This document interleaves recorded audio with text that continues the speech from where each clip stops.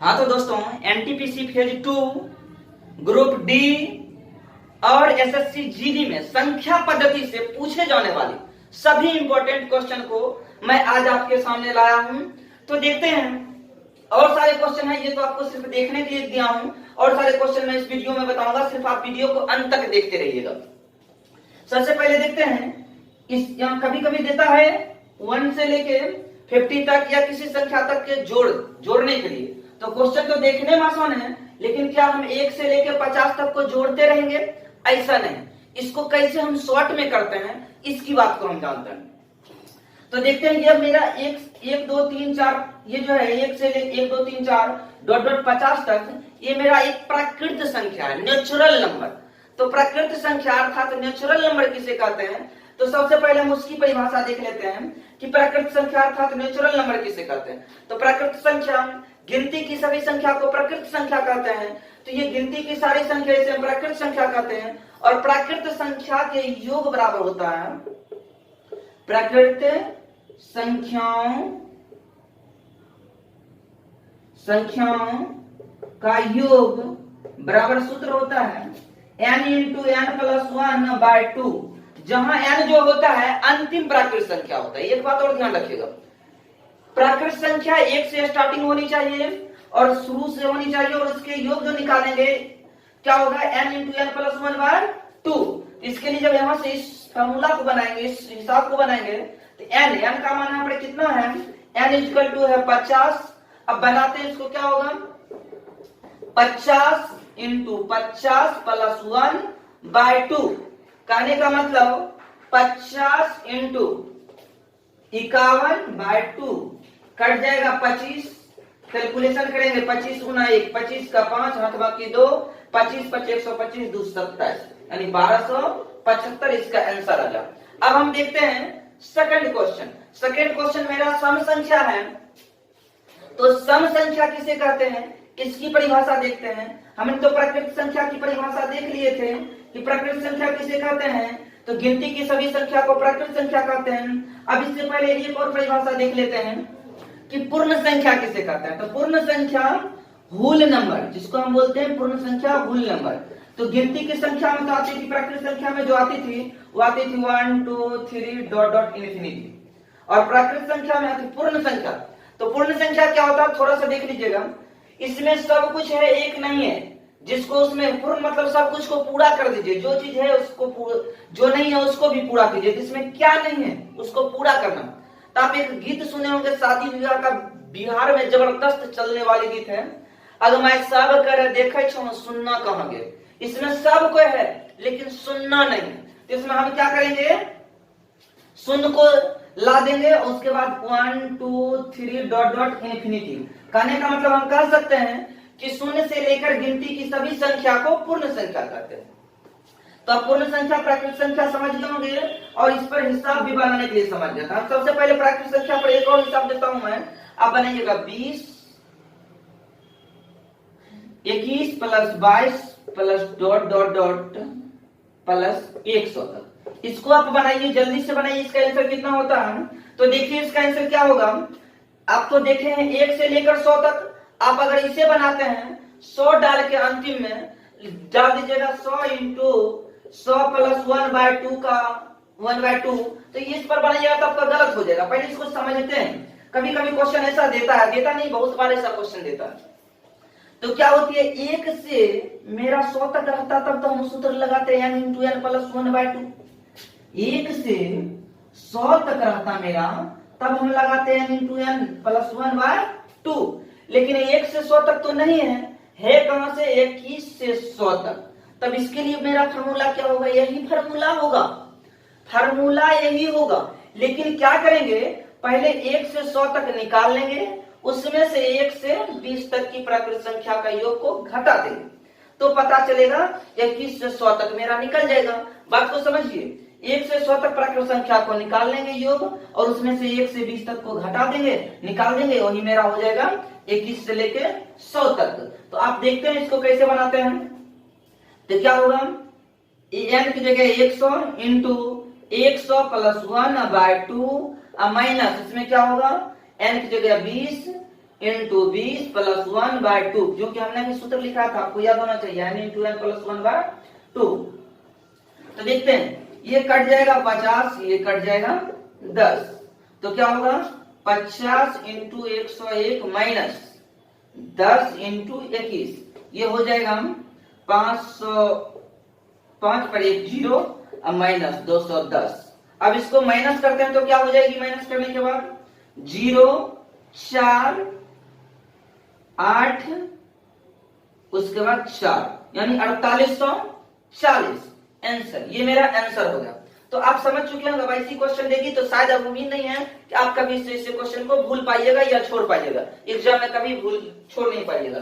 अब आगे देखते हैं क्या कि 2 से लेके, अब देखिए प्राकृत संख्या नहीं है, इसको आप देख के बताइए कौन सी संख्या है, तो कि ये जो है सम संख्या 2 4 6 8 डॉट डॉट सम संख्या है। अब सम संख्या किसको कैसे निकालेंगे, तो थोड़ा सा गौर दें। सबसे पहले हम सम संख्या की परिभाषा जान लेते हैं, सम संख्या किसे कहते हैं। तो जो संख्या 2 से पूरा पूरा भाग लग जाता है उसे हम सम संख्या कहते हैं, और इसे देखने के बाद हमें लगता है कि एक सम संख्या। तो 2 से लेकर n तक के सभी सम संख्या का योग, सम संख्या को इंग्लिश में इवन नंबर बोलते हैं। इसके लिए सूत्र होता है, थोड़ा सा गौर से ध्यान दीजिएगा, समझ में आ जानी चाहिए, n/2 इंटू n/2 प्लस 1 सम संख्या है, जहां n क्या है, अंतिम सम संख्या है। तो गौर से ध्यान देते हैं। अब इसको कैसे बनाएंगे, कहां तक बोला गया, 110 तक। तो 110 का मतलब क्या हुआ कि 110/2 इंटू 110/2 अब प्लस 1। देखते हैं, अंतिम 10 सम संख्या 110 है, तो अब कट जाएगा तो क्या होगा 55, यहां पर क्या हो जाएगा 55, तो कट गया। अब देखिए 55 इंटू 56, दोनों को गुना कर दीजिए। अब दोनों को गुना करते हैं तो 0, उसके बाद बचे 25, 6 बचे 30, 30 25 55, और उसके बाद बच गया 3, 55 3 58 8 हाथ बाकी 5 बचे 25, अब 5 30, 380 इसकी आंसर हो जाएगी। ठीक, अब इस बात को समझ गए। इसको देखिए और छोटा सा, अगर आप थोड़ा सा समझिएगा, छोटा सा देख ले, तो इस चीज को हम क्या करते हैं, जितना रहे सम संख्या उसका आधा कर ले। अगर हम 110 है तो डायरेक्ट क्या है, देखिए n/2 मतलब आधा हो रहा है, यहाँ पर भी n/2 मतलब आधा हो रहा है। तो इसके लिए फॉर्मूला को आप लगा सकते हैं, n इंटू n प्लस 1, जहां उसको आधा कीजिएगा तब हम डायरेक्ट इसको बनाते। तो कैसे बनाते, 55 इंटू 55 n प्लस 1 यानी इसका आधा 55, उससे अधिक होगा 1, यानी 55 1 56, दोनों को गुना करेंगे 380।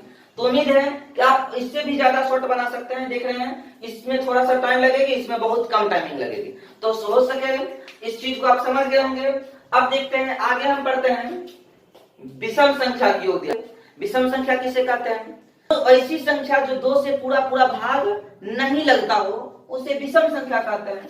तो विषम संख्या किसे कहेंगे, और तो विषम संख्या के योग बराबर सूत्र क्या होता है, ये विषम संख्या और इसका योग दिया 51 तक के योग निकालने के लिए, तो इसके योग बराबर सूत्र क्या होता है, तो 1 से लेकर n तक के सभी विषम संख्याओं का योग, सभी विषम संख्याओं का योग। इसको देखते हैं क्या होता है, इसके इक्वल टू जो सूत्र होगा 1 से लेकर n तक के सभी विषम संख्याओं का योग, ये जो होगा ये होगा n प्लस 1/2 का होल स्क्वायर, n प्लस 1/2 का होल स्क्वायर। अगर हम बोलूं तो ये बोल सकता हूं, जहां n बराबर क्या होगी कि n बराबर, जहां हम लिख सकते हैं n बराबर अंतिम विषम संख्या। देख लेते हैं, अब क्या मेरा 1 से लेकर 51 तक दिया गया है, तो अब देख लेते हैं पर क्या करेंगे, 51 प्लस 1/2 का होल स्क्वायर, यानी 51 एक 52, 52 को 2 से भाग देंगे, 52/2 का होल स्क्वायर, कट जाएगा 26, 26 का स्क्वायर 676, इसका योग हो जाएगा 676। इसका भी एक और आसान ट्रिक है, इसको आप क्या कीजिएगा, डायरेक्ट विषम संख्या के योग बराबर आप n स्क्वायर भी लिख सकते हैं। n स्क्वायर कब होगा, तब होगा जब इसका आधा कर देंगे। 51 का है तो उसमें आधा ही विषम संख्या होगा, आधा सम होगा संख्या, आधा विषम संख्या होगा। 51 तक है तो आधा विषम संख्या होने का मतलब 51 यानी 52 का आधा 26 उसमें विषम संख्या होगी, तो 26 का स्क्वायर, तो 26 का स्क्वायर 676। यानी आपसे अगर डायरेक्ट पूछा जाए कि 1 से लेके 100 तक 1 plus 3 plus dot dot dot 100 तक के सभी विषम संख्या का योग क्या होगा, तो आसान है। 100 तक में विषम संख्या कितना होगा, 50 गो, आधा तो 50 का स्क्वायर, 50 का स्क्वायर होगा 2500। सिंपल सा है, ऐसे भी बना सकते हैं। तो इस हिसाब को बताने से पहले और इसमें जो बच चुका है वर्ग वाला क्वेश्चन पूछता है, तो जैसे कि क्वेश्चन दे दिए 1 का स्क्वायर, 2 का स्क्वायर, डॉट डॉट डॉट जोड़ 10 का स्क्वायर, तब सबका स्क्वायर निकालिएगा, तब फिर इसका योग निकालिएगा। तो इसके लिए क्या होता है, प्राकृत संख्या के वर्गों का योग, वर्गों का योग इक्वल टू जो सूत्र होता है वो होता है n into n plus 1 into 2n plus 1 by 6। जहां आप समझ रहे हैं कि n इक्वल टू क्या होगा, अंतिम प्राकृत संख्या। तो देखते हैं अंतिम प्राकृत संख्या क्या हो गया 10, तो 10 into 10 plus 1 into 2 into 10 plus 1 बार 6। अब देखते हैं क्या होगा, 10 इंटू 11 इंटू 10 दूना 20 1 21, तो क्या हो जाएगा 21 बार 6, 3 दूना 6 7 21, 5 दूना 10, कट गया क्या हो गया 11 पचे 55 इंटू 7 यानी 7 पचे 35 का 5 हाथ बाकी 3, 7 पचे 35 और 3 38। तो आप इस चीज को शायद समझ चुके होंगे। अब क्या होती है कि अब कभी कभी क्या होता है, यहाँ तक के वर्गों का योग नहीं, आपको यहाँ तक के घनों का योग दे सकता है, तब आप क्या कीजिएगा, तो देखते हैं घनों का योग क्या होता है। इसलिए प्राकृत संख्या के घनों का योग, तो ये कैसे होगी तो थोड़ा सा देख लेते हैं। तो आपने जो प्राकृत संख्या के रूल पढ़ा, इसमें रखने की कोई चीजें नहीं है, प्राकृत संख्या के जो योग पढ़ा उसका स्क्वायर कर देना। तो प्राकृत संख्या की योग क्या पढ़े, n into n plus 1 by 2, और इसका कर देना है स्क्वायर, इसका कर देना है स्क्वायर। यही हो गया मेरा प्राकृत संख्या के घनों का योग इक्वल टू सूत्र। और आप इस बात को भली भांति समझ रहे हैं कि n का जो मान होगा यह अंतिम प्राकृत संख्या होगा। तो n का मान अंतिम प्राकृत संख्या क्या है, 10 है, तो 10 इंटू 10 प्लस 1 बाय 2 का होल स्क्वायर। तो देख लेते हैं क्या हो जाएगा, 10 इंटू 11 बाय 2 का होल स्क्वायर, कट जाएगा 5, 11 पचे 55, 55 का स्क्वायर, तो हो जाएगा 25 25, 6 पचे 30, 325, 325। इसका कैलकुलेशन करने के बाद अब जो आपका इस क्वेश्चन का बहुत देर से इंतजार है, अब चलते हैं इस क्वेश्चन पर। ऐसे क्वेश्चन तो बहुत पूछे जाते हैं, तो अब देखते हैं ये क्वेश्चन की सॉल्यूशंस कैसे होगी। तो पहले हम क्वेश्चन का आंसर देखते हैं। क्वेश्चन आखिर कहता क्या है, कहता है यदि 1y 3y 6 पूर्णतः 11 से विभक्त हो तो y का मान क्या होगा। तो देखिए 11 से विभक्त होने का रूल पहले हमें पता होना चाहिए। तो 11 से विभक्त होने का रूल क्या है, किसी भी संख्या के समपद और विषम पद का योग समान हो तब वह 11 से विभक्त होगा। तो समपद और विषम पद क्या होता है, जैसे देखिए 3 5, एक मैं संख्या लिख रहा हूँ 3 5 4 2। तो देखिए यह हुआ प्रथम पद, द्वितीय, तृतीय, चौथा। तो 1 और 3 लिखा हुआ है, ये विषम पद हुआ। यहाँ 2 और 4 लिखा हुआ, ये समपद हुआ। समझे बात, इस समपद का योग और ये विषम पद का योग और ये समपद का योग दोनों बराबर हो जाएगा ना, तो हम पूछ जाएंगे 11 से भाग होता है। तो जोड़िए 1 3 4 7 और 5 2 7, दोनों बराबर है, मतलब ये 11 से पूर्ण रूपेण विभक्त होगा। दोनों बराबर होना चाहिए, इक्वल होना चाहिए। तो हम इसमें भी देखते हैं, कहने का मतलब है मेरा है 1y 3y 6। इसका समपद और विषम पद का योग बराबर होना चाहिए। ये मेरा विषम पद हो गया, पहला पद, तीसरा पद और पांचवा पद, यानी 1 जोड़ 3 जोड़ 6 बराबर क्या होना चाहिए, समपद और विषम पद दोनों बराबर होगा तो 11 से विभक्त हो जाएगा। और ये हो गया दूसरा पद और चौथा पद समपद, यानी 1 हुआ 2 हुआ, तो 6 3 9 1 10 इक्वल टू 2 हुआ। यहाँ कट तो हो जाएगा 5, यानी y का मान मुझे आया 5, y का मान आ गया 5। ऐसे क्वेश्चन जब भी दे तो हमें भूलने की जरूरत नहीं है। अब हम इसी टाइप में से एक क्वेश्चन और देता हूं, जैसे कि अगर आपसे क्वेश्चन दे दे कभी कि यदि 5 स्टार 3 2 5 5 स्टार 3 2 5 में स्टार के स्थान पर क्या रखा जाए, स्थान पर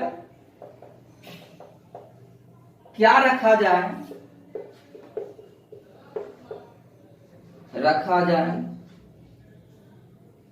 रखा जाए जो वह 9 से पूर्णतः विभक्त हो।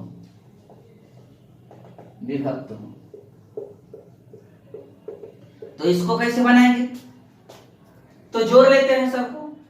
9 से विभक्त होने का पहले रूल क्या है कि किसी भी संख्या के अंकों का योग 9 से विभक्त होना चाहिए। अंकों का योग मतलब इस सबको जोड़ेंगे, 5 3 8 8 2 10 10 5 15, 9 से विभक्त हो रहा है। अगर यह पूरी 15 9 से विभक्त होगा तो भाग लगेगा 9 से, और विभक्त 9 से नहीं होगा तो 9 से भाग नहीं लगेगा। तो देख रहे हैं क्या होगा, 5 3 8 8 2 10 10 5 15 लग रहा है क्या 9 से, नहीं ना लग रहा। तो 9 से लगने के लिए 15 के आगे कौन ऐसा संख्या है जो 9 से भाग लग जाएगा, तो 15 का आगे 9 से लगने के लिए 18 नहीं, तो स्टार के 18, तो 15 में कितना जोड़ेंगे तो 18 हो जाएगा 3। तो कहने का मतलब इस स्टार के जगह पर देंगे 3, स्टार की जगह पर देंगे 3, ये हो जाएगा 9 से पूर्ण रूपेण विभक्त। तो अगले टाइप देखते हैं जिससे फिर बहुत ज्यादा एग्जाम में क्वेश्चन पूछी जाती है और बच्चे को बहुत ज्यादा हार्ड लगता है। तो देखते हैं, किसी संख्या को 136 से भाग देने पर शेषफल 36 प्राप्त होता है, उसी संख्या को 17 से भाग देने पर शेषफल क्या होगा। विकल्प है 9 7 3 2। क्वेश्चन तो बहुत हार्ड है। किसी संख्या को 136 से भाग देने पर शेषफल 36 बचता है, तो उस संख्या को 17 से भाग देंगे। देखिए इसको कितना इजी में बनाते हैं, क्वेश्चन को सोचने की ज्यादा आवश्यकता ही नहीं। जितना शेषफल प्राप्त होता है उस शेषफल को भाग दे देंगे 17 से। आगे वाला क्वेश्चन को नहीं देखना है, जितना शेषफल प्राप्त हुआ उसी को जिससे भाग देने के लिए कहता है उससे भाग दे देंगे, और जो शेष बच जाएगा वही इसका आंसर हो जाएगा। गौर से ध्यान दीजिएगा, जितना शेष बचा है उसी को जिससे भाग देने के लिए कहता है भाग देंगे, और जो शेष बचेगा वही आंसर हो जाएगा। अर्थात 36 को 17 से भाग देंगे तो 17 दूना 34, 2 बार में तो भाग लग जाता है और शेष बचता है 2।